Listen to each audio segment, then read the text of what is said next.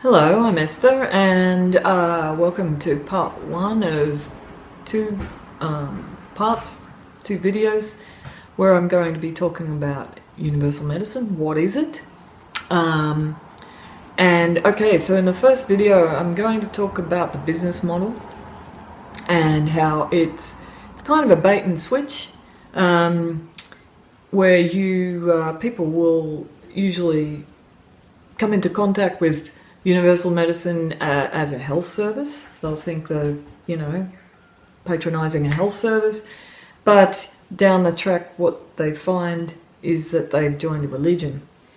So there's that. Then and as part of that, I'll look at how universal medicine gets this hold on people. They get people in and they keep them. And so they do that with fear and, by instilling fear in people and kind of inducing a dependency on their services, their healing services. In part two, I'm going to look at commitment and what makes people stay, what keeps people committed to universal medicine in such a way that they're very defensive about it.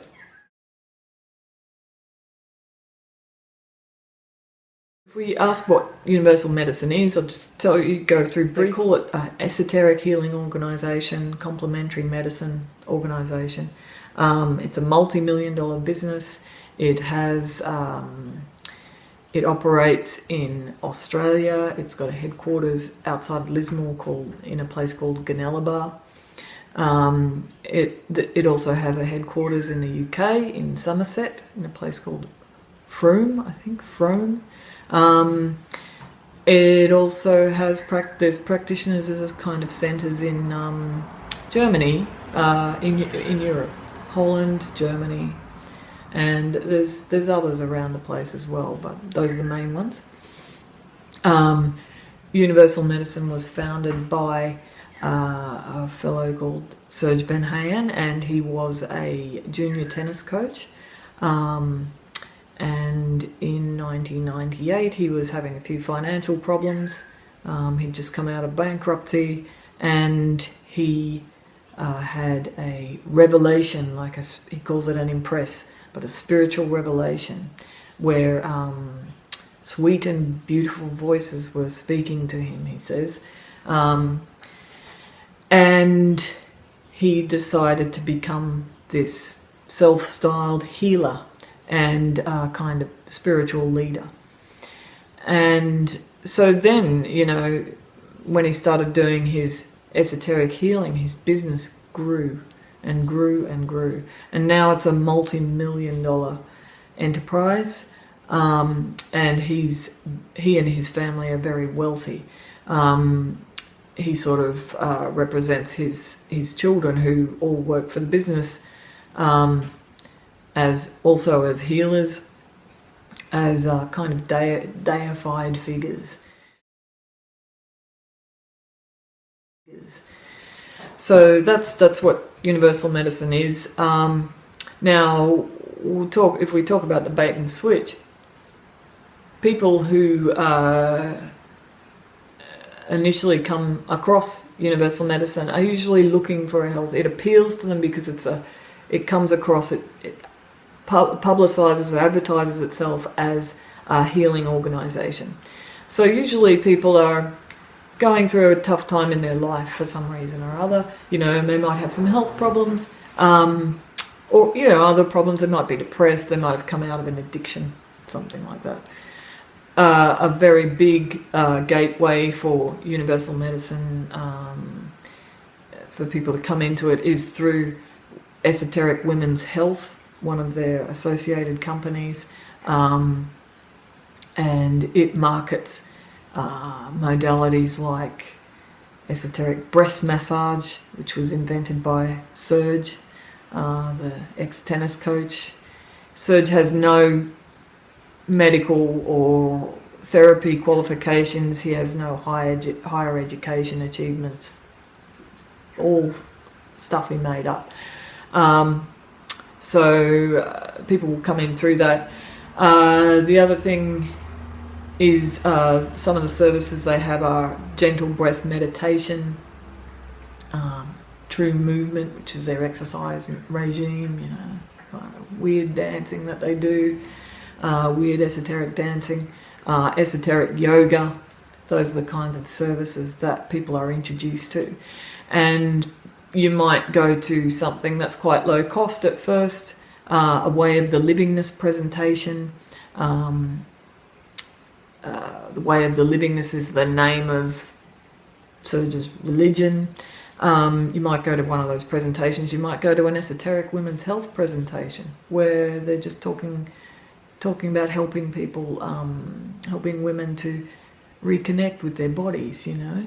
And so people come in that way. Now then they, gentle breath meditation. I'll do some meditation. There's often a meditation session at the you know, during these presentations. And also people are then introduced to the esoteric healing itself, which is a hands-on, it's pretty basic. I mean, you don't need much skill to do it. You actually need no skill. You just need a pair of hands, really. And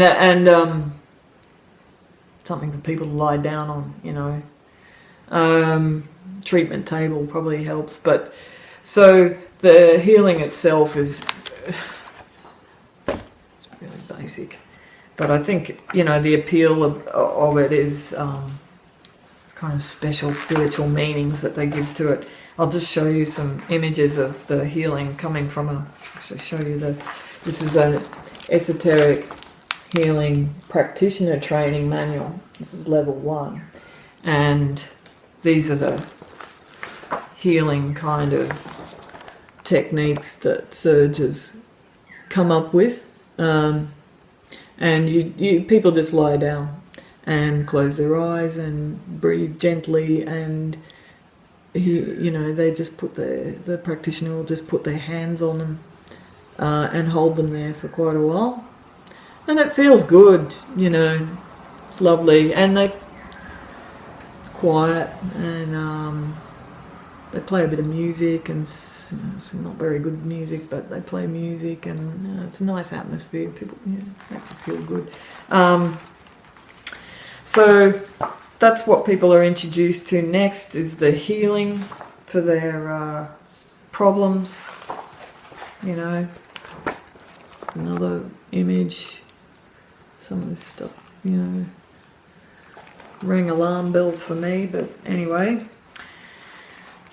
Now, so what happens next is, you know, you go to a presentation, you have these healings with these people, and the healings feel good, the meditation's really nice, they're talking about love, truth,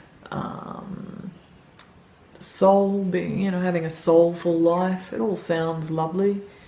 But at the initial kind of introduction to universal medicine, you're not really going to be told what it's all about, you know, what the whole basis of Serge's philosophy is. Find that out once you're well in there. And you don't really realise you've kind of been sucked into it in a way, because all of this feels really good. You have these lovely hands-on healings, you know, relaxing.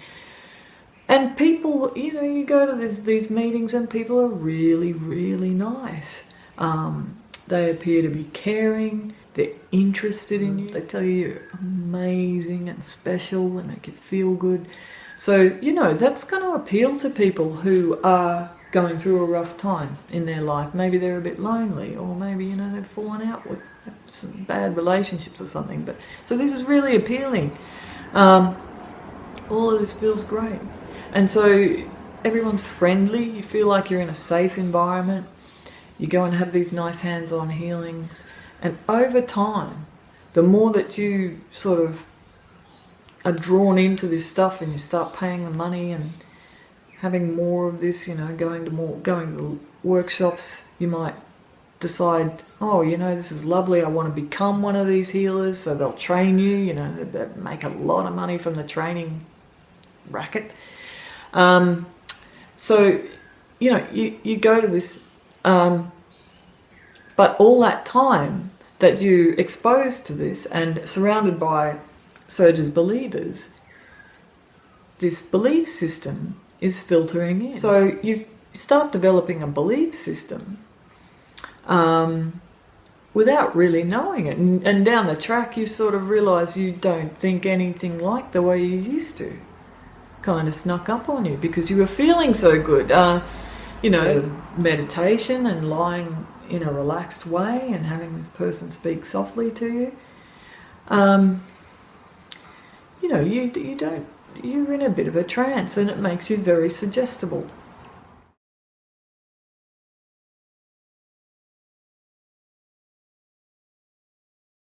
If you're having problems or if you're unwell, there's some spiritual reason for it. That's the whole basis of it. So, you might have some serious disease, or you might just feel a bit moody, or just a bit lightheaded or something. Now, it's never because, you haven't had enough lunch or something simple like that.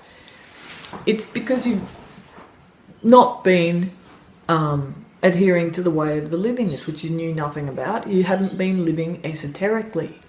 The other thing that has caused your health problems is stuff you've done in past lives.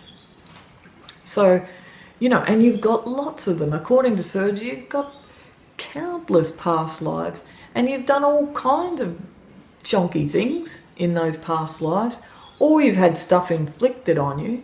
But you're carrying all the energy of those things, either things you've done wrong or stuff that's been done to you.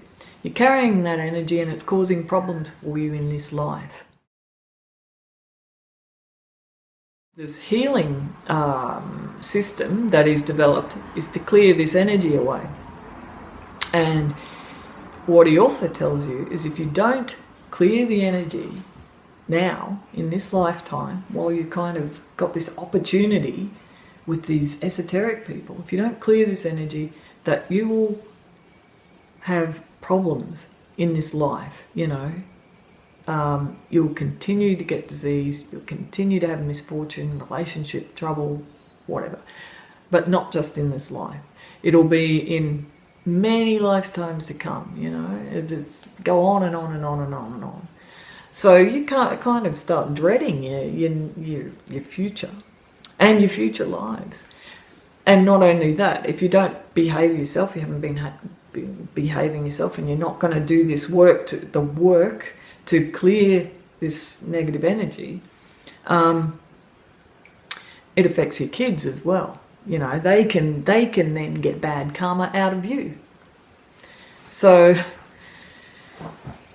it's not very pleasant. If you knew that when you first signed up, maybe you wouldn't sign up. But anyway, so this spiritual basis, if we go into that, and the healing therapies are about clearing this energy, but also entities that have attached to you, supernatural entities. But we'll get into that in a minute.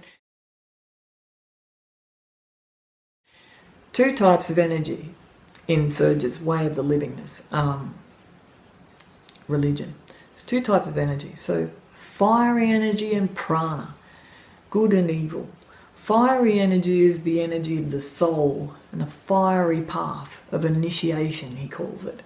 The fiery path of the way of the livingness. And he has an initiation scale of 12 levels. And at the bottom is the pranic level, where the plebs are, sinners, and at the top is God.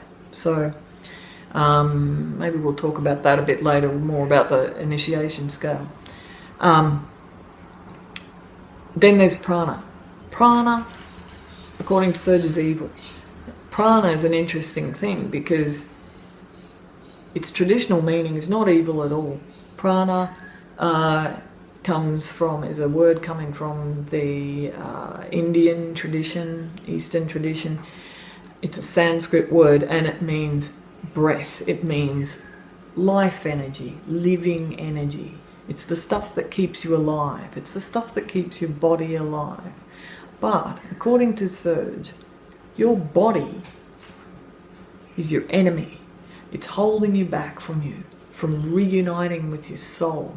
Your body's this kind of useless piece of meat and a site for disease. It's a place where you can just develop all kinds of horrible disease. You know, there's nothing fun about your body. You can't have... There's no enjoyment in being in a body, and your soul is kind of imprisoned in this carcass, you know. So he's pretty down on life and the human body. So now pranic energy is found in all kinds of things, anything really worth doing or anything that's fun, anything that's delicious. So talk about prana being in, prana's in food, lots of good food, nutritious food, yummy food, anything. Actually, all yummy food is pranic, according to Serge. Emotions are pranic. Music is pranic. Sport and competition is pranic. Male energy is pranic. So, you know, if we start at the beginning, so foods, the esoteric diet that Serge recommends, well, he demonizes a whole heap of foods. First of all is caffeine, alcohol, sugar. So those three things, fair enough. You know, you could cut them out and you'd be quite healthy and you wouldn't miss them. Your body wouldn't miss them. They don't really do much for you. Dairy products, this is where it starts getting controversial. Dairy products, grains, well, gluten, but all grains are pranic, according to Serge. And then beef and lots of different fruits, some veggies, I think I said root vegetables, vinegar, you know, tofu. What they eat is kind of a occult paleo diet, you know, where they're eating some greens and seaweed, overdoing the seaweed, and chicken and lamb, but yeah, no grains, no root vegetables, no chips, you know. And they're subjecting kids to this. So, you know, problems with that diet, we'll maybe talk about that a bit more later. Emotions are the cause of all disease, according to Serge. And so people start to get confused about how to express themselves emotionally.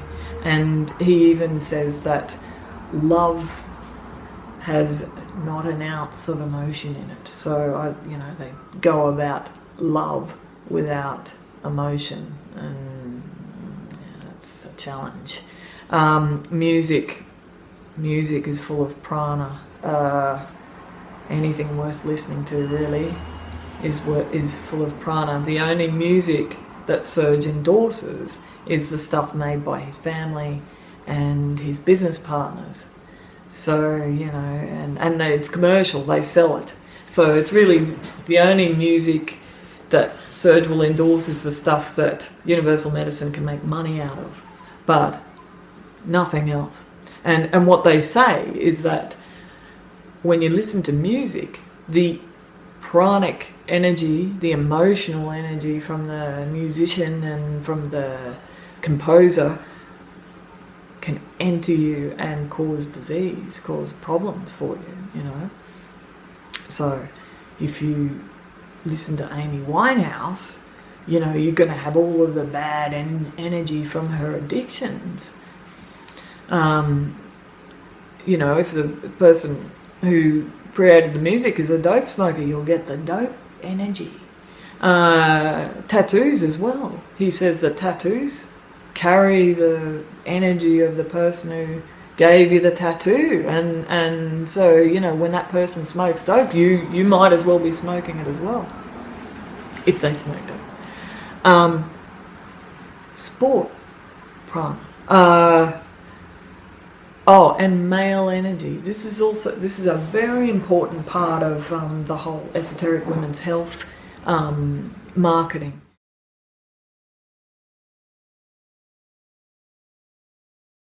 The teachings behind esoteric women's health modalities, you don't find it out until you well in, is that women's diseases are caused by male energy. So male energy is, according to Serge, using your brain. Intellect is male energy. Playing sport, vigorous exercise, it's male energy. Women seeking equal rights. So if we start asking for equal pay, that's being in male energy, and that will cause women's diseases like reproductive cancers and reproductive organ cancers and things like that. So, but also men finding you physically attractive, sexually attractive. A man's sexual desire gives you cancer, and the whole thing behind esoteric breast massage is to remove, the prana from your breasts, the imposed male energy from men finding you desirable. That gets stuck in your breasts, according to Serge, and causes breast cancer. So, that alone, I'll talk about entities in a minute, but those things alone, people start to become very paranoid. Serge's followers become paranoid. They become fearful. They won't go near they won't walk past a pub. They get worried about men. They become fearful of just guys being guys. So they become very fussy. They become very fussy about their diet. So they're no fun. They don't want to listen to music. They'll throw out their whole music collection. They won't read books anymore. Academic texts. Books are out. Books are pranic. Books that, unless it's Serge's, the book Serge has written, all that's pranic. So you can't be reading Jackie Collins anymore. That all gets thrown in a dumpster. So, you start getting paranoid and picky like that, then you become very hard to get along with. And so people's, Serge's followers start to fall out with their families and their friends, because they're hard to get along with now. And when they start to have these relationship tensions, then Serge tells them that these people, everyone who doesn't believe in the way of the livingness and follow the way of the livingness, we're all victims apparently of something called this giant thing called the astral cult. We've all been deceived because we're not on his path, we're not following Serge's one unified truth.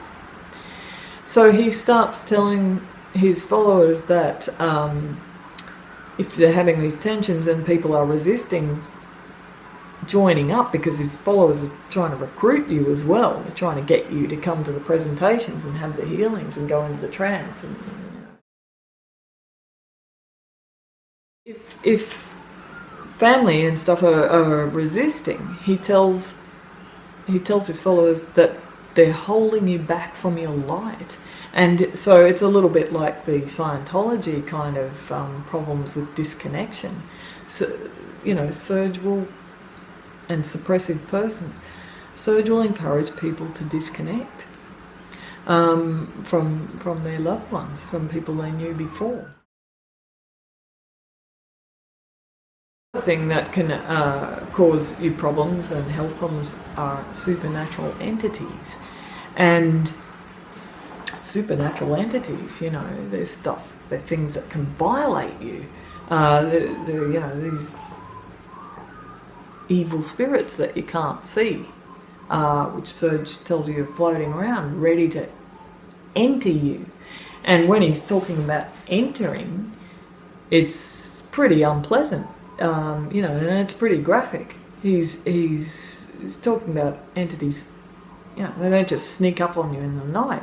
They enter you and violate you during the night. So, and what he tells you is that entities can become attached to you if you drink alcohol. You know, if you have a glass of wine, an entity can enter you.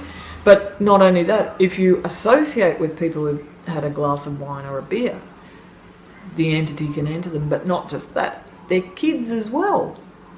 So if your kids come into contact with someone who's had an alcoholic drink, that the kids can be violated by these evil spirits. So, you know, people are very, very paranoid of stuff they can't see. So there's a lot of fear, and this is the business model of universal medicine. Is it's based on fear.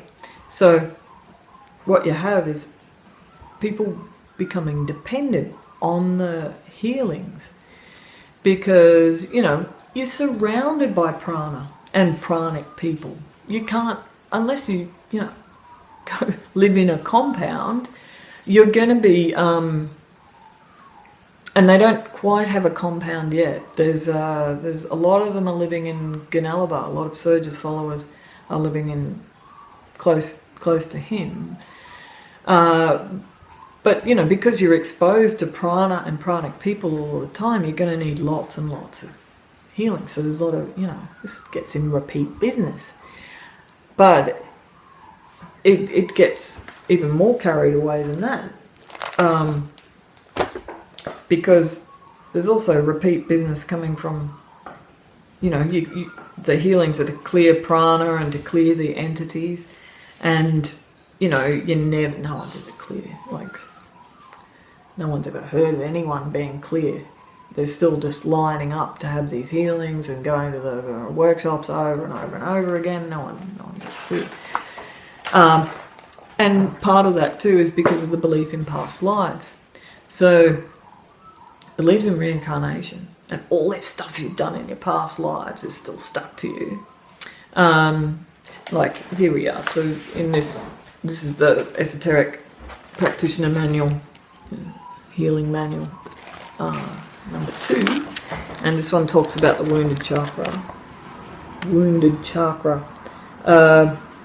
And how stuff sticks in these chakras for ages and ages and ages.